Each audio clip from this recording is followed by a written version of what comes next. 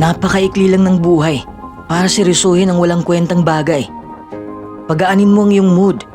Tratuhin mo ang buhay na parang ito'y laro lamang. Kasi laro lang naman ito eh. Pero ang kaibahan lang nito ay ikaw ang gumagawa ng sarili mong rules. Palagi mo namang naririnig na napakaikli ng buhay, di ba? Hindi lang naririnig. Nakikita mo naman na bata pa lang ang edad, sumakabilang buhay na. Kaya ngayong buhay ka pa, mamuhay ka na puno ng kagalakan.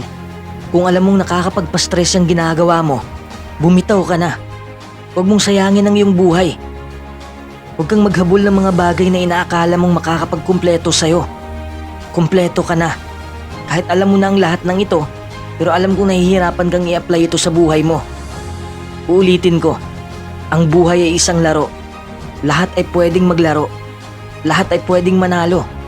Mananalo ka lamang kung alam mo kung paano kontrolin ang iyong isip. Kung alam mo kung paano kontrolin ang iyong emosyon. Dapat magbasa ka ng mga librong nakakapagpabago ng buhay. O manood ka ng motivational videos. Kung ang gym ay para sa katawan, ito naman ay para sa utak mo. Para naman makapag-focus ka sa positive side ng buhay. Hindi ka madaling malunod sa negatibong pangyayari sa buhay mo. Alam mo bang pwede kang maging masaya anuman ang iyong kalagayan? Hindi mo yan matutunan sa paaralan. Ang maayos na emosyon ay makakamit nating lahat. Depende ito kung ano ang pananaw mo sa buhay. Kung ano ang pananaw mo sa pangyayari. Bitbit mo pa rin ba ang nakaraan?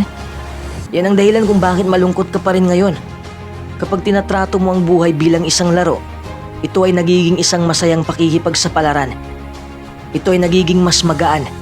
Parang hindi gaanong seryoso. Gusto mo ng ganitong buhay, di ba? Yung hindi masyadong mabigat. Laruin mo ang larong ito. Ipanalo mo ito. Sa araw na to, ilang beses ka bang ngumiti? Ilang beses ka bang tumawa? Ilang beses ka bang sumaya? Yung tunay na saya. Kung konti lang, dapat bukas dagdagan mo. Mag-focus ka lang sa magagandang pangyayari. Mag-focus ka sa mga bagay na makakapagpasaya sa'yo. Pasayahin mo rin ang iba. Pagaanin mo ang buhay nila. Yun lang ang mas mahalaga.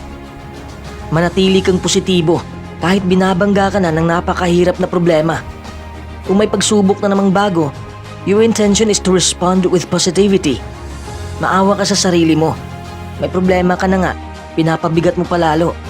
Dapat positibo lang ang reaksyon mo sa bawat negatibong sitwasyon. Alam kong mahirap gawin yan, pero kailangan mong gawin. Hindi lang yan ang makakapagpagaan ng mood mo. Nakakagaan rin ng mood ang pagbibigay. Magbigay ka sa mga tao. Hindi ibig sabihin na pera lang ang pwede mong maibigay o mga bagay. Pwedeng ibigay mo ang iyong ngiti sa kanila. Pwede mo silang yakapin. Pwede kang makinig sa mga problema nila. Pwede mo silang bigyan ng salitang nakakapagpagaan ng mood nila. Kahit maliit na positibo lang ang ipakita mo sa mga tao, may malaking epekto na yon sa buhay nila. Tandaan mo, kaya mong manalo sa laro ng buhay.